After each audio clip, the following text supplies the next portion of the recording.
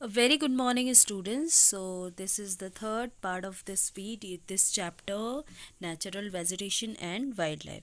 So, in the last video, we were talking about the mountain forest, and I told you on that day these type of there is the mountain in India. We have mountains in many more parts like southwestern Ghat in Kerala, Tamil Nadu, Karnataka, southern part of Himalayas, Shivalik range we can see there, northeastern India. So these places have good of elevations or slopes that gives rise to mountain forest.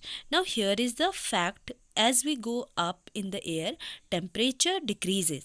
Now, having said that, the temperature of the mountainous regions are much cooler than the plain area. Therefore, with this changes in the temperature, there will be a change in the vegetation as well. Right? So, the type of trees are found like oaks, sal, pines are common trees of these forests. Now, in the region of cold area, northern part of Himalayas near the Shivalik range, we will see mosses and lichens. They adopt on these vegetation. Now the last forest is mangrove forest. Okay, students, you have to read it carefully.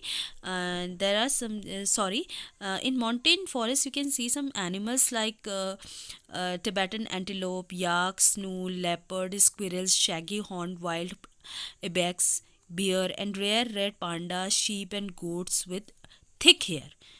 Right. Next is mangrove forest. So this type of forest found in near the coastal region. If I show you on the map, so here you can see, students, in the coastal areas, especially in the delta regions, you will find it like in this area there also deltas region we can see especially the mangrove types of forest. Okay, so here especially we can see like they will help the mud, and according to the temperature it's really in near the coastal region with the tides. Now tides are important because they will help the mud and silt get accumulated on the coast in fine we can call it like daldal. In these forests you will find plants with roots submerged underwater. This type of trees are found in Ganga delta, Brahmaputra, Mahanadi, Krishna, Godavari, and Kaveri. So delta are the reason you will find lot of mud and silt. They're accumulated over the time with the help of tides. So, okay, time to time it accumulated. So here we have covered all the major types of vegetation in India especially.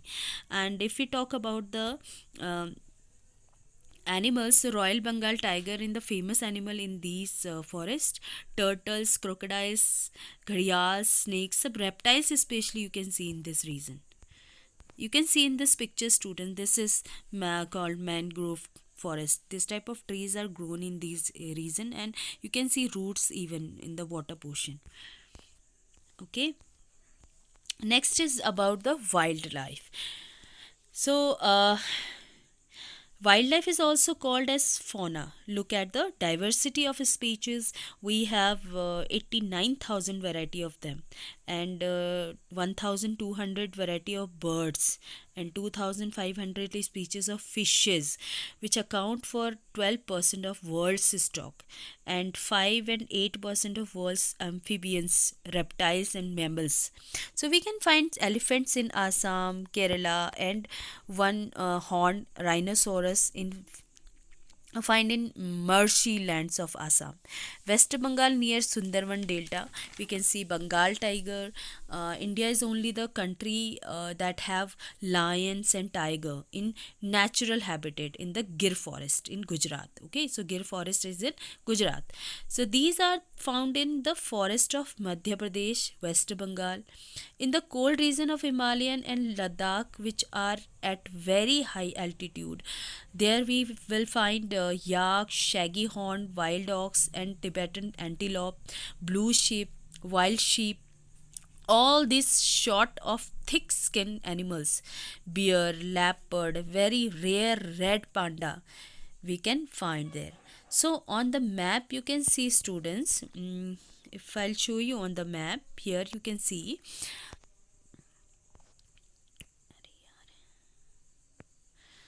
So here you can see, students,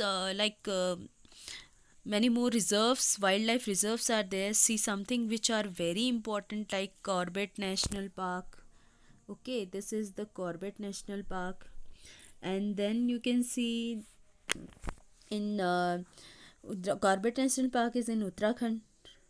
Okay, and then Ramthambore in Rajasthan here.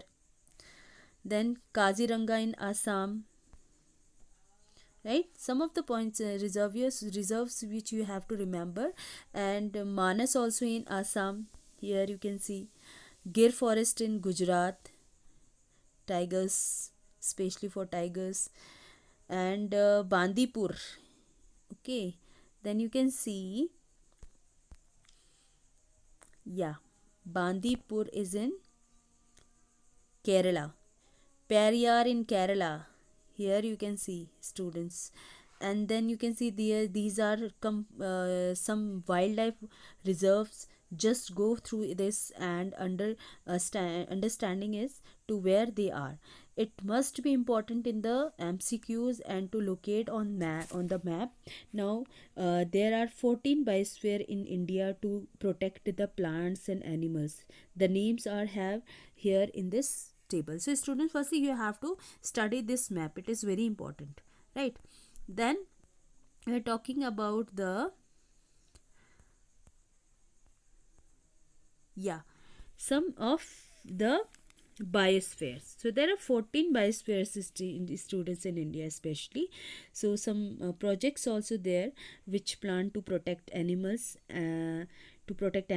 like Project Tiger, Project Rhino, Project Great Indian Bustard, and many other eco development projects have been introduced. So here are some students, like these all you have to mention it, and you have to find out the states also.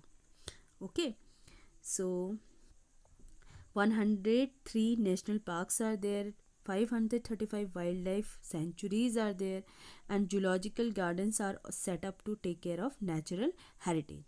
All of us must realize the importance, because we all have to understand them. The animals, they also have right to live, they also have right to survive. Okay, so study this map, through the map, because it is very helpful, students. So study this as well as all the types of natural vegetation. Till then, thank you so much. In the next video I'll send you some supportive, some informative videos regarding this chapter. Thank you, everyone.